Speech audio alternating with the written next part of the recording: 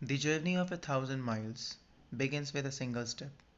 कितनी भी लंबी यात्रा क्यों ना हो, लेकिन उसकी शुरुआत आपके पहले कदम से होती है. Hello everyone, today we are starting our next book, which is Indian Economic Development, and in this video we will discuss about some initial topics of chapter 1, which is Indian economy on the eve of independence. Let's start this chapter. I know कई बार students इस book को काफ़ी boring समझते हैं, इसे history के साथ relate करते हैं. वैसे हिस्ट्री की भी अपनी एक इम्पॉर्टेंस होती है, और वैसे भी ये इंडियन इकोनॉमिक बेस्ड हिस्ट्री है जिसके अंदर आप डिफरेंट स्ट्रेटजीज़ को समझेंगे, एक प्रोसेस को समझेंगे, कैसे इंडियन इकोनॉमी एक डेवलपमेंट के प्रोसेस में आगे बढ़ी है, उसका ग्रोथ कैसे हुआ है, वो कैसे डिफरेंट डिफरेंट स्ट्रेटजीज़ को अपनाते हुए आगे बढ़ी है. और बोर्ड बेस्ड जो एग्ज़ाम होते हैं, सीबीएसई बोर्ड के एग्ज़ाम होते हैं जहाँ पे 1 मार्क बेस्ड क्वेश्चन होते हैं, वहाँ पे देखा गया है कि कई बार कुछ क्वेश्चन जो हैं वो काफ़ी डीपली या फिर डेट बेस्ड पे या फिर अदर स्ट्रेटजी बेस्ड पे पूछे जाते हैं, जिसमें डिफ़िकल्टी आती है. तो मैं आपसे ये कहूँगा कि आप इसे बहुत ध्यान से सुनिए, समझिए टॉपिक को, ताकि आप 100% स्कोर कर पाएँ आने वाले एग्ज़ाम के लिए. और अगर आप in future competition based exam भी देना चाहते हैं तो वहाँ भी इस बुक का काफ़ी ज़्यादा रोल है. तो आप इसको एक इम्पॉर्टेंस देकर ही समझिए. जितना आप इनिशिएट करेंगे उतना बेटर ही आप इस चीज़ को समझ पाएंगे. इस चैप्टर के अंदर हम बेसिकली पढ़ने वाले हैं आज़ादी से पहले हिंदुस्तान की जो इकॉनमी थी उसका स्ट्रक्चर कैसा था, वो किस तरीके का था. हम यहाँ पढ़ेंगे कि पोस्ट इंडिपेंडेंस डेवलपमेंट स्ट्रेटजी क्या रही हिंदुस्तान की, और इसको जानने के लिए हम डिफरेंट सेक्टर्स पे भी बात करेंगे, जिसके अंदर हम ये जानेंगे कि एग्रीकल्चर सेक्टर हिंदुस्तान का कैसा रहा, इंडस्ट्रियल सेक्टर में क्या रिफॉर्म्स हुए या उसकी कंडीशन कैसी थी, फॉरेन ट्रेड कैसा था हमारा, डेमोग्राफिक कंडीशन हमारी कैसी थी, ऑक्यूपेशनल जो स्ट्रक्चर था वो कैसा था. अब ये तो नॉर्मली आप याद ही रखिए, जो ऑक्यूपेशनल स्ट्रक्चर था उसमें जो 2/3 स्ट्रक्चर था वो एग्रीकल्चर बेस्ड था, यानी हिंदुस्तान मोस्टली एग्रीकल्चर बेस्ड में ही ज़्यादा काम करता था.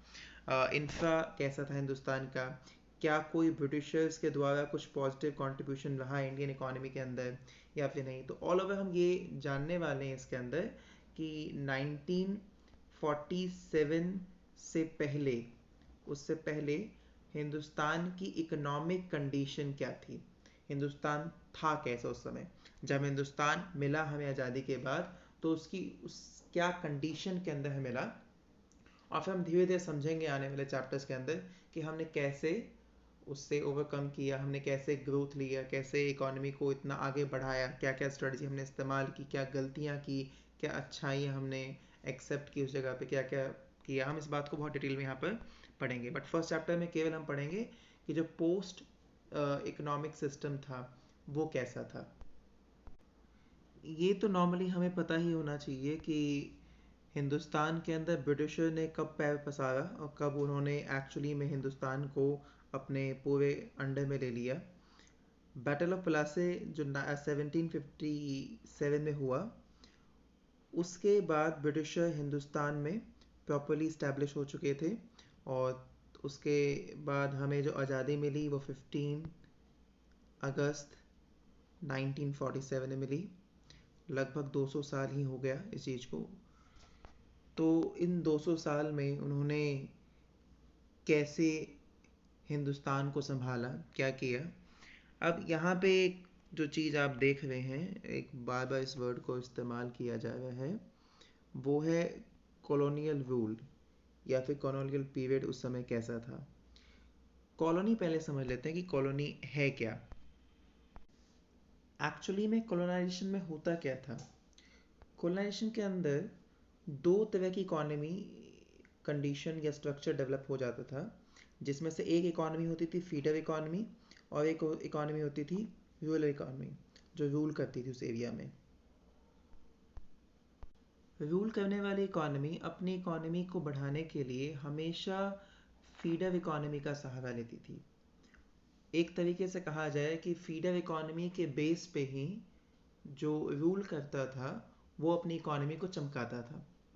तो ब्रिटिश ने इस पूरे सिस्टम के दौरान इंडिया को एज अ फीडर यूज़ किया है, और इंडिया के अंदर जो भी कुछ डेवलप होगा, जो भी इनकम जनरेट होगी, वो सभी इनकम ब्रिटिश अपने यहाँ ले जाएगा यूज़ करने के लिए, और उसे अपनी इकोनॉमी को चमकाने के लिए इस्तेमाल करेगा।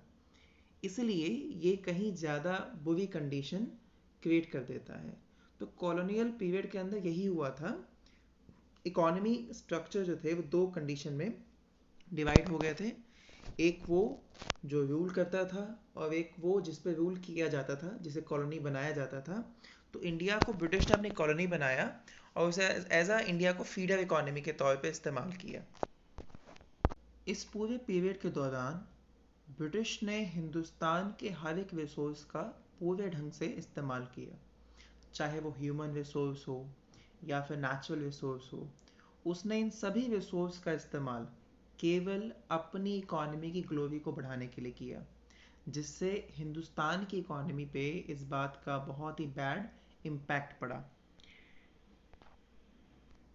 अब हम यहाँ समझेंगे कि उस पीरियड के दौरान ब्रिटिश ने कैसे काम किया और क्या क्या कंडीशन पे साफ वर्क किया। लेकिन उससे पहले हम ये समझ लें कि हिंदुस्तान उससे पहले कैसा था, ब्रिटिश के आने से पहले हिंदुस्तान की कंडीशन कैसी थी।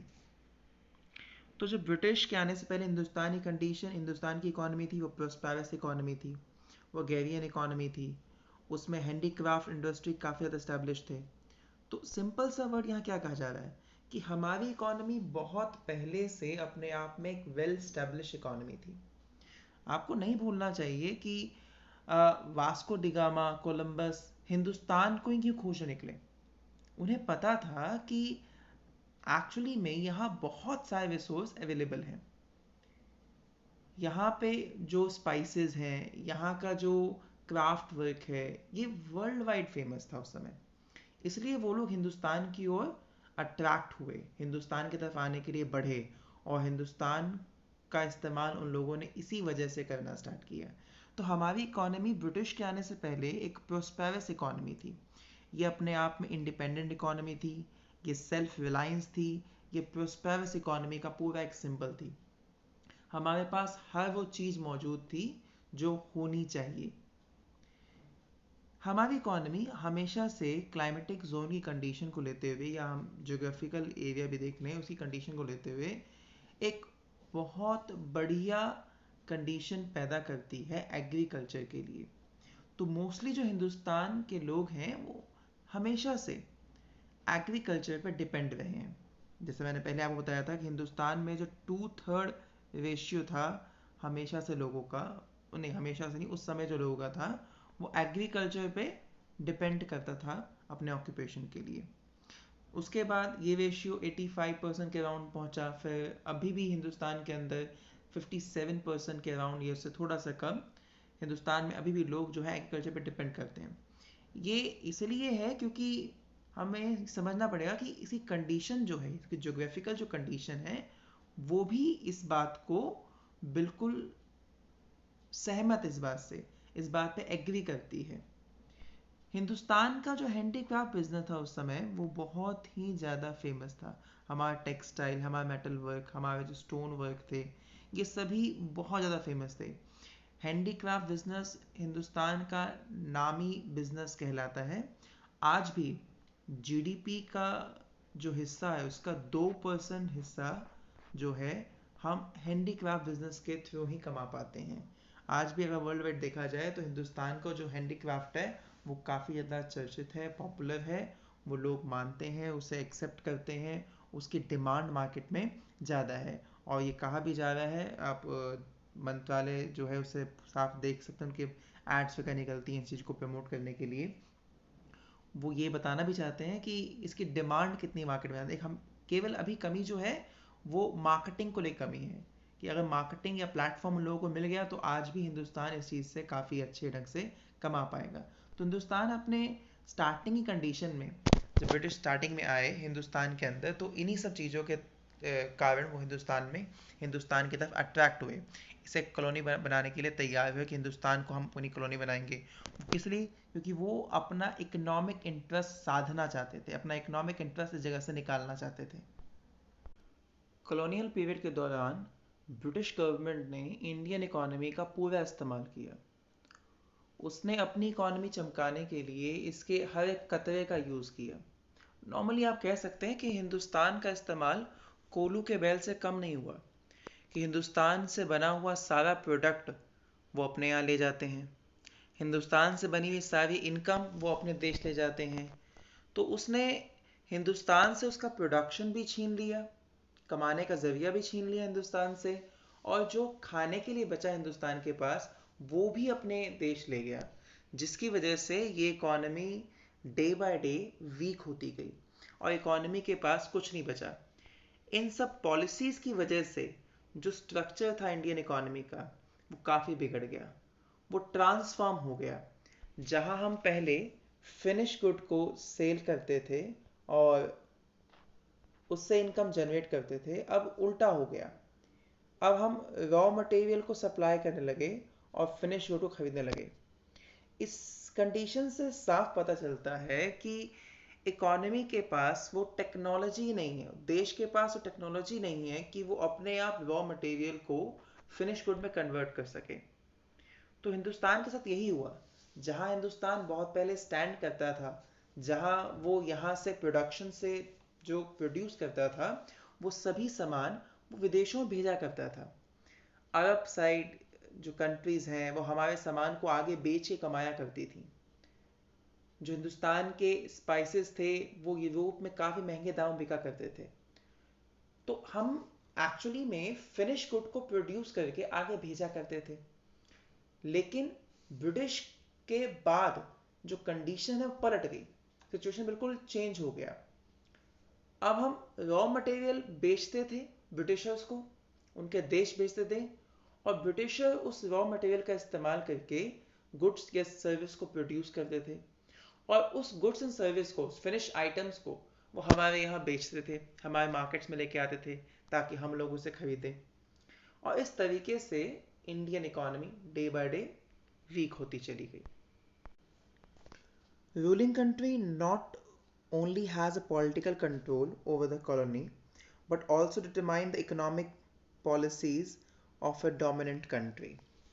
तो जो रूलिंग कंट्री थी, जो रूल करती थी, वो केवल पॉलिटिकल कंट्रोल नहीं करती थी, वो पॉलिटिकल कंट्रोल के साथ साथ इकोनॉमिकल पॉलिसी भी यहाँ पे डोमिनेंट करती थी। इकोनॉमिकल पॉलिसी भी वही डिसाइड करती थी क्या होना चाहिए। और इस तरीके से जो रूल करती थी, जो ब्रिटिश ने जो रूल किया, उसने अपने आप को पूरी कंट्री में डोमिनेंट कर लिया और हर एक चीज़ को अपने अकॉर्डिंग उसने बदलना स्टार्ट कर दिया। यहाँ तक कि देखा जाए कि ब्रिटिश ने कभी भी इंडियन इकोनॉमी को डेवलप करने के लिए कभी भी कोई अटेम्प्ट नहीं किया, कोई ऐसी पॉलिसी जिससे साफ समझ आए कि हिंदुस्तान को वो इम्प्रूव करना चाहती थी, उसको बदलना चाहती थी, उसकी इकोनॉमिक कंडीशन को इस्टेब्लिश करना चाहती थी, ऐसा कभी नहीं हुआ। उसने यहाँ तक कि कभी ये डिसाइड करने की कोशिश भी नहीं की कि एक्चुअल में इंडियन इकोनॉमी की नेशनल इनकम क्या है या उसकी पर कैपिटा इनकम क्या है। जैसा हम ऑलरेडी जानते हैं कि जो नेशनल इनकम या पर कैपिटा इनकम है वही एक्चुअली में सिंबलाइज करता है इकोनॉमी को, कि इकोनॉमी की कंडीशन क्या है। ये इस कंडीशन से हम इकोनॉमी को जज आसानी से कर पाते हैं। ब्रिटिश गवर्नमेंट ने कभी भी कोई सिंसियर अटेम्प्ट नहीं किया ये जानने के लिए कि एक्चुअली में क्या नेशनल या पर कैपिटा इनकम है इंडिया की। कई बार कुछ लोगों ने अटेम्प्ट किया है, जैसे दादा भाई नौरोजी हैं या जो नाम आपको दिख रहे हैं इस जगह पे, इन सभी ने अटेम्प्ट किया है, बट इनमें भी कई जगह कन्फ्लिक्ट है या जो रिजल्ट है वो एप्रोप्रिएट नहीं है। एक रिजल्ट को एप्रोप्रिएट माना गया है, बेसिक इसको आप नाम याद रख लीजिए, डॉक्टर राव, इन्होंने नेशनल पर कैपिटल इनकम कैलकुलेट की है, इसे थोड़ा सा एप्रोप्रिएट माना गया है इस जगह पे। इसके अलावा फिर भी हम इस बात को समझ लें कि कहीं कहीं ना कन्फ्यूज़न है, क्योंकि एग्जैक्टली पूरा फ्रीडम नहीं होगा उसे कैलकुलेट करने के लिए, या फिर गवर्नमेंट ने कभी कोई इनिशिएट नहीं किया इस काम करने के लिए, गवर्नमेंट ने कभी कोई अटेम्प्ट ही नहीं किया, तो हमारे पास जो डेटा होगा वो काफ़ी वीक होगा उस समय का। तो हम केवल यही समझ सकते थे कि कॉलोनी का पूरा मकसद ब्रिटिश ने इस्तेमाल किया, पूरे इनकम को उन्होंने अपनी ग्लोरी को, अपनी इकोनॉमी को चमकाने के लिए इस्तेमाल किया। इंडिया पे उन्होंने कभी ध्यान ही नहीं दिया कि इसकी इकोनॉमी को भी उन्हें थोड़ा सा स्टैब्लिश करना चाहिए, इसको बढ़ाना चाहिए।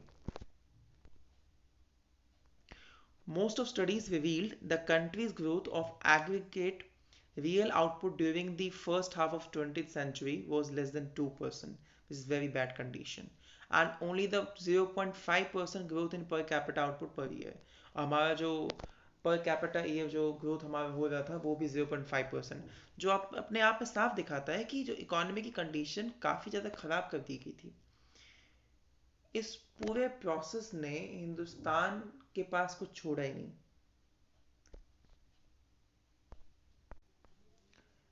नेशनल इनकम या पर कैपिटल इनकम का लो होना, जीडीपी का लो होना, कॉलोनियल पीरियड का जो बैड इम्पैक्ट पड़ा है, ये सभी कंडीशन ने आपको ऑलरेडी ये समझा ही दिया होगा कि हम चैप्टर में क्या पढ़ने वाले हैं और क्या कंडीशन रही होगी उस समय की। आज के लिए बस इतना ही। नेक्स्ट वीडियो में हम इससे आगे वाला कंटेंट पढ़ेंगे। धन्यवाद।